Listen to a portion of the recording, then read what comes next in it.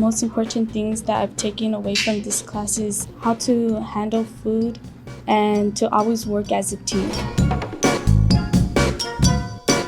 At the end of the first class in the food and beverage pathway, the students will be given the opportunity to take their certification for the Serve Safe Food Handlers card.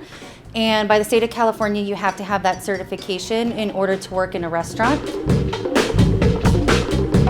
Thanks to Learn for Life for giving me an opportunity to get my food handler's card so I could work in a place that I want to work at or open my own bakery.